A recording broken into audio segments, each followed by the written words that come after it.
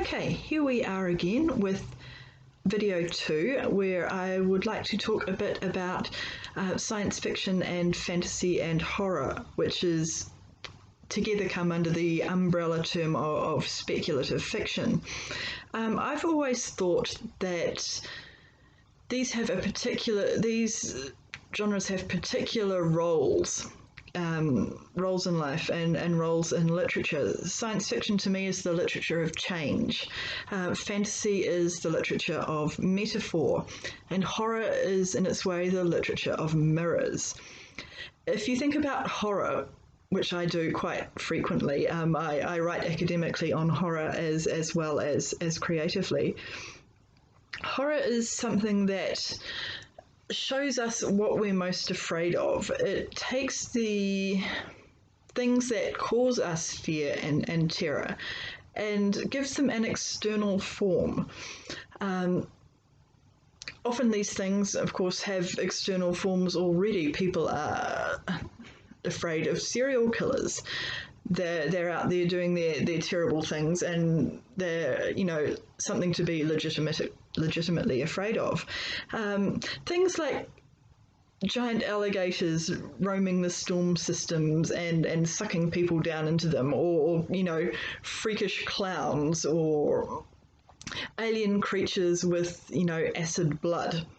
These are less realistic things to be terrified of, and yet there are so many movies about them, about ghosts and paranormal activity and mutants and monsters and all sorts of these awful nightmarish creations that we enjoy being frightened by.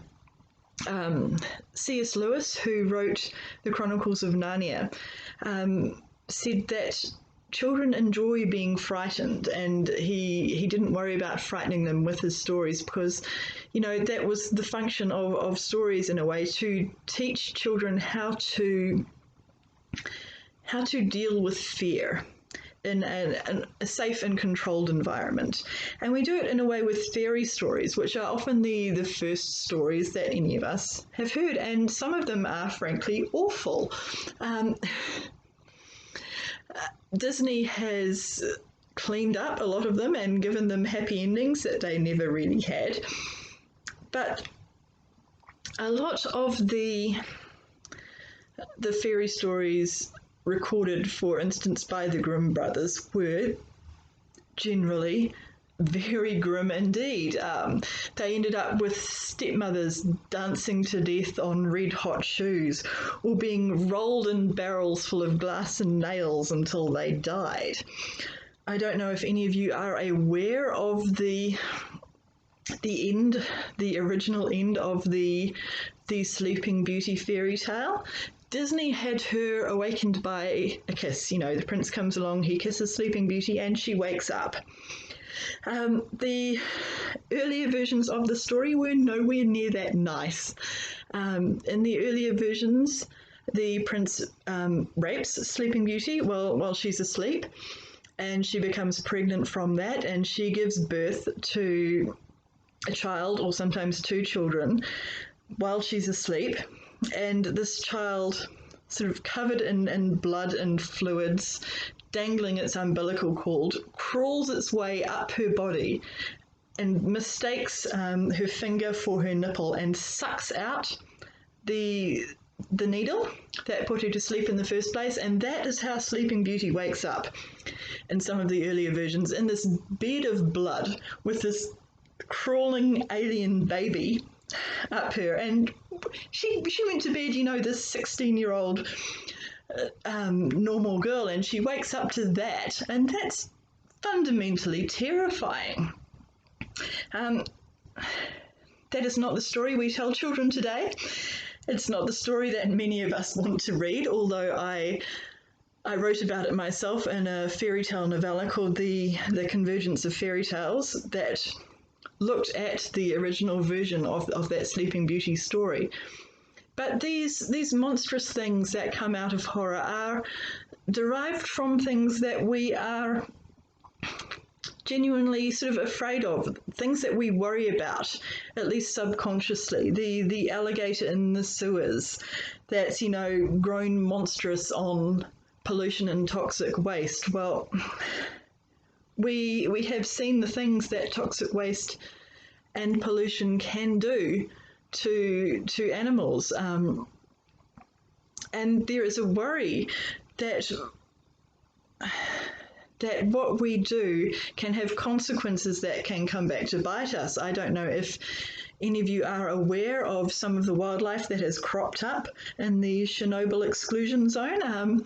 The mutations that were observed after the explosion there in the nuclear reactor. In many ways, the wildlife around Chernobyl has recovered. In some ways, it's become even more diverse because there are no people living there now, so there's more space for other animals. But some of the mutations were horribly frightening, and I would recommend not particularly going to look up some of the photos of those mutations. But there is because they are, awful, they're this mirror of what we're afraid of. But it's a really interesting thing about horror is that it's primarily psychological. We can have all these movies about blood and gore and dying in hideous ways. But deep down in horror, it is the idea of the mirror. This is what we can create. This is what we can turn the world into. These are the parts of ourselves that we can take out and send out into the world and look at the damage they'll cause. Frankenstein is very much a horror story in its way. I mean, it's a scientist off on his own, taking bits of corpse and sewing them together and bringing them back to life via lightning bolts. And there's this thing shambling around. But, in the original story, and I don't know how many of you have read Frankenstein, the monster was originally a good and decent individual. But because Victor Frankenstein could not love his creation, because he could not teach it and act as a decent parent to it, the monster became this violent, terrifying reflection of how it was treated by its progenitor. And I think this idea of what we can create and how it can be turned against us is fundamental to horror. So if that is a theme that interests you, try going and looking up some of the really great horror stories, because that's something that's really fun to write about. It's an interesting thing to say, but I really enjoy writing horror. It's fun. I mean, you can put all these things into it that you can never ever talk about, in real life. You can push boundaries in ways that are just not acceptable over the dinner table. But it's a really interesting thing. It's fundamentally different in a way, I think, than something like science fiction, which is the literature of change. It tends to involve science quite closely. You can understand that given the name. But the thing is, change isn't linear, and it isn't, how do I put this? It isn't limited to a single aspect of society. Change ripples through. It has unexpected consequences. I think one of the best science fiction texts, although it's hardly ever in normal circumstances referred to as science fiction, is George Orwell's 1984. Because what Orwell did is he took an example of technology, a technology that was relatively new at the time. This idea of the telescreen, of surveillance, and how it could be used. Excuse me, I just had to cough there for a minute. And he thought to himself, if we could embed this idea of television and surveillance into the home, how would this change? How would this change society? How would this change the idea of how we interact with public and private spaces. How would this change our politics? Because if you can subject everyone to surveillance, how will this change their behaviour?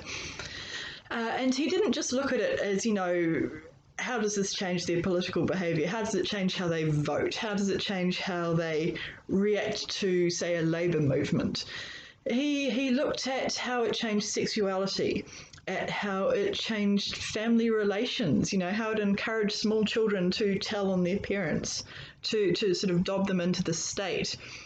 He looked at the music that evolved from this ongoing situation, the physical education that was forced upon the entire populace. He looked at how the impact this whole new situation had on visual art. He did and especially also on language, he did an extremely successful sort of thought experiment as to how this piece of technology put into a sort of normal human environment could change the society that previously lived in that environment. And it was frightening and extremely successful because it was in its way so thorough. An example of when technological change is not treated as thorough. You can see it more in the science fiction of the 60s and 70s. There is a critic called Judith Merrill who noted down that a lot of the authors then were completely flummoxed in the work they created by the advent of the contraceptive pill. Because she said, these people were writing stories set in the future, set on Mars, set in space travel, where, people could control the size of their families, but it had no impact whatsoever on anything else in the world. Gender relations were still the same. The place of women in the workforce or not in the workforce was still the same. Nothing had changed in any other aspect.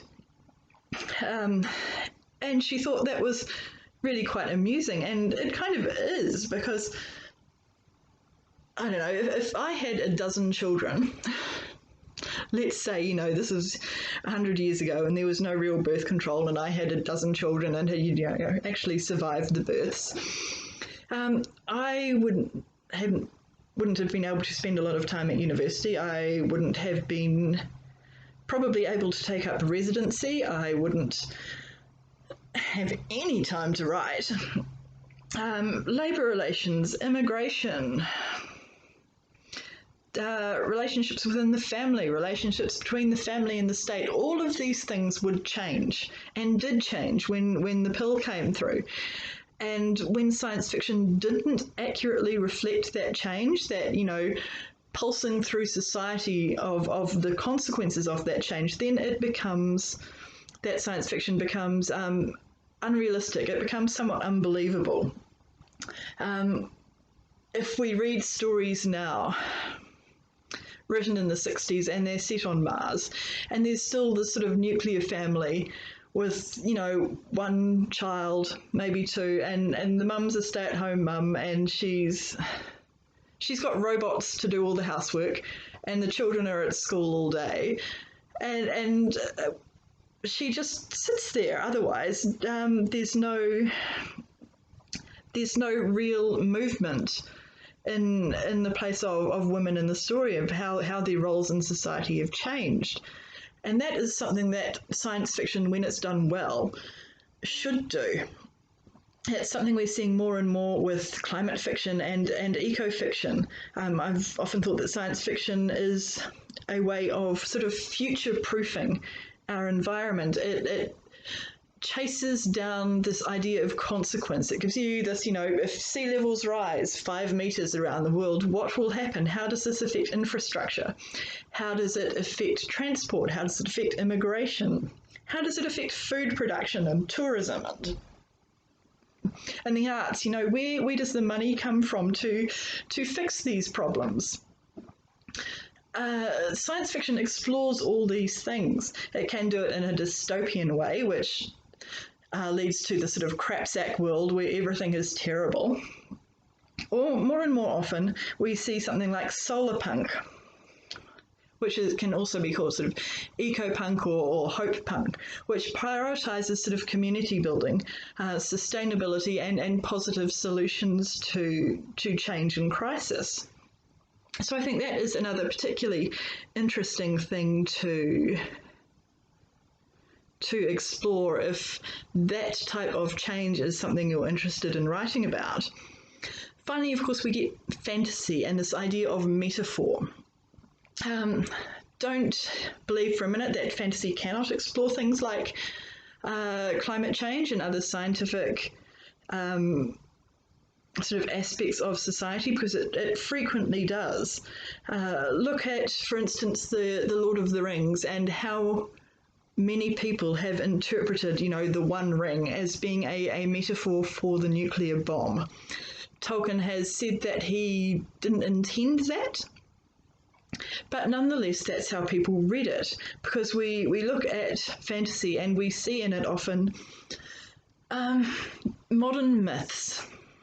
We take these ideas of metaphor and myth and religion, and we repackage them in fantasy to images that speak to us today. Those of you who are Game of Thrones fans, for instance, George R.R. Martin has said that, when he started writing Game of Thrones, he wasn't really aware at all of climate change. And so he wasn't deliberately putting in this idea that, the White Walkers are coming, bringing snow and death with them, and all this squabbling political stuff is just getting in the way of dealing with the real threat. But he's also acknowledged that, that is a legitimate interpretation of his text now. And so fantasy there has used, this idea of this almost mythological, fantastic, legendary creatures coming out of darkness to destroy the land. That's fantasy. This idea that metaphor is the fundamental means of communication in a literary text. I think that is more applicable to fantasy than almost any other genre. So if you're looking at sci-fi and horror and fantasy, what you get really is change and mirrors and metaphors. And you have such a wide range of approaches in each of these three genres. You can appeal to such a wide range of audiences using those approaches. Fantasy especially, and maybe science fiction as well, in the past sort of decade has become astoundingly more diverse, looking at the getting different types of people writing it, people from different backgrounds, different religions, different ethnicities, different genders. And that is something that's immensely valuable because it expands the quality and range of the ideas that these genres can bring us, which I find immensely valuable because, I write because I like learning things. I think that is the function of an author. It's the way you communicate different ideas and bring them to the discussion table. I mean, we are part of a discourse when we write. So I think that's something very valuable to remember, especially if you're writing within these speculative genres.